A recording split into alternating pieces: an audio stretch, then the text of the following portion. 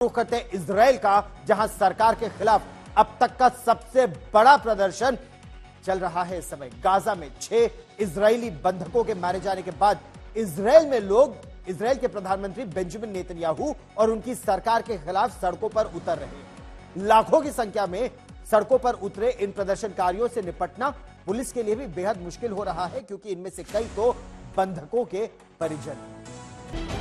Hamas और Hezbollah से एक साथ जंग लड़ रहे इजराइल के प्रधानमंत्री बेंजामिन नेतन्याहू अपने ही देश में बुरी तरह घिर गए हैं। तेल अवीव में उनके खिलाफ इतना बड़ा प्रदर्शन हुआ जैसे 7 अक्टूबर को हुए हमास के हमले के बाद सबसे बड़ा प्रदर्शन बताया जा रहा है। तेल अवीव की सड़कों पर नेतन्याहू के विरोध में एक साथ इतने प्रदर्शनकारी उतरे कि तिल रखने की भी जगह नहीं थी। 3 लाख से ज्यादा इजरायलियों की भीड़ एक ही मांग कर रही थी, नेतन्याहू बंधकों की रिहाई की डील पर दस्तखत करें और उन्हें रिहा कराएं।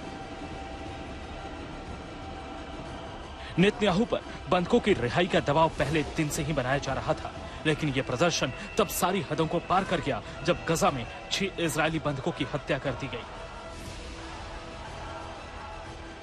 इजरायली बंधकों के शव गाजा के राफा शहर की एक सुरंग में मिली थी। 11 महीने से बंधक बनाए गए इन लोगों के रिहा होने की उम्मीद थी, लेकिन उनकी हत्या की खबर आई।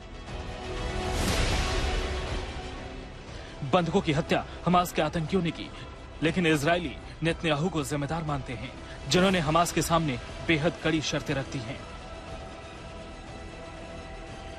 प्रदर्शनकारियों के हाथों में जो बैनर हैं, उनमें लिखा है कि नेतन्याहू के हाथ बंधकों के खून से रंगे हैं।